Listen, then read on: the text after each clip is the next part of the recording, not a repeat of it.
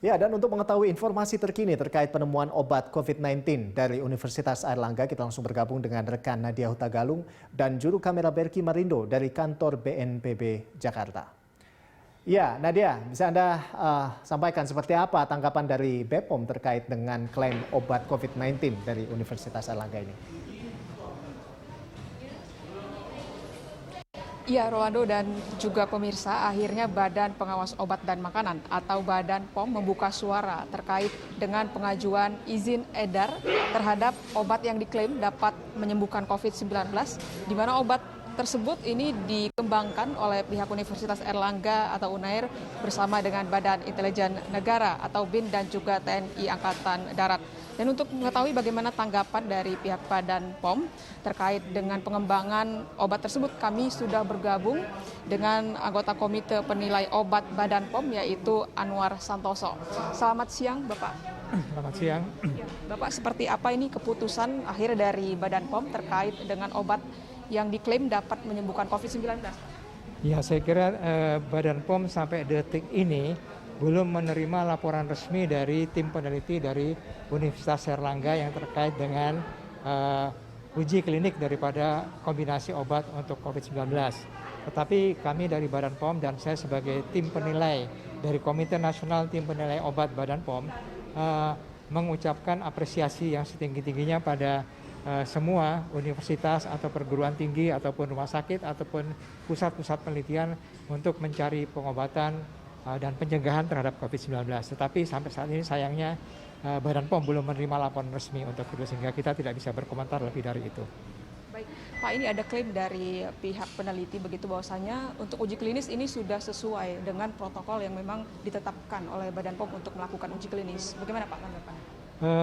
Klaim-klaim itu sebenarnya adalah yang di media sosial. Jadi saya kira Badan POM sebagai lembaga negara regulator, maka kita hanya akan melihat dokumen atau laporan resmi. Saya ingin menceritakan tentang best practice. Ada badan regulasi di Amerika disebut sebagai Food and Drug Administration. Juga di Eropa ada namanya MEA.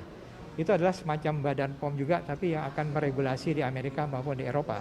Apa yang dilakukan oleh mereka dalam best practice mereka, dalam uji klinik pada beberapa obat-obatan, baik pra pemasaran atau pasca pemasaran, maka itu bersifat konfidensial.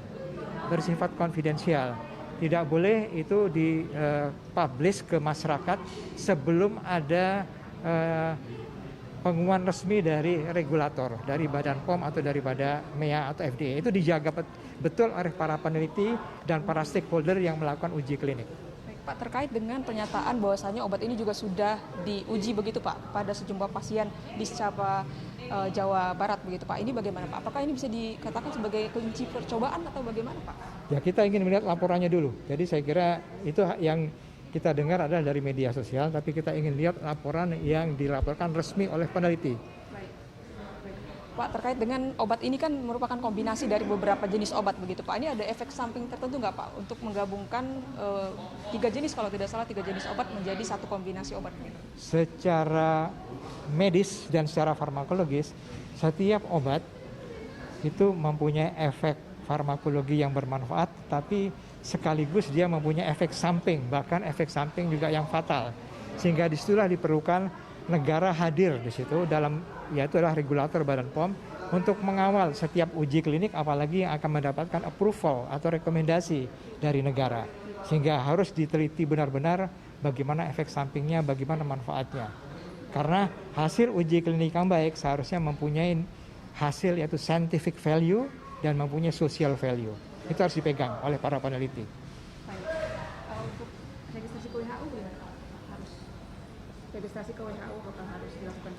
Ya, jadi sebaiknya peneliti, dan ini merupakan sikap seorang peneliti yang profesional, bahwa sebelum dia melakukan uji klinik maka protokolnya itu didaftarkan secara online pada www.clinicaltrial.gov di WHO, sehingga semua komunitas ilmiah di dunia itu sadar bahwa sedang ada uji klinis yang dilakukan di Indonesia dan mereka menantikan hasilnya. dan dilaporkan secara ilmiah di dalam laman WHO juga seharusnya. Baik, terima kasih banyak Pak Anwar atas waktunya. Baik Rolando dan juga pemirsa, demikian tadi adalah wawancara kami dengan anggota Komite Penilai Obat Badan POM yaitu Anwar Santoso yang mengatakan bahwasanya sampai saat ini pihak peneliti belum melaporkan secara rinci bagaimana hasil uji klinis yang sudah dilakukan dan juga untuk nantinya obat ini mendapat izin edar juga harus melakukan banyak tahap lainnya, salah satunya juga melakukan registrasi ke Badan Kesehatan Internasional WHO. Dan memang WHO sendiri juga belum merekomendasikan satu obat pun yang dapat menyembuhkan COVID-19. Sehingga apabila memang obat ini nantinya mendapat izin edar, berarti Indonesia merupakan ini menemukan obat pertama yang dapat menyembuhkan COVID-19 di dunia. Rolando. Baik, terima kasih Nadia atas laporan Anda dan selamat bertugas kembali.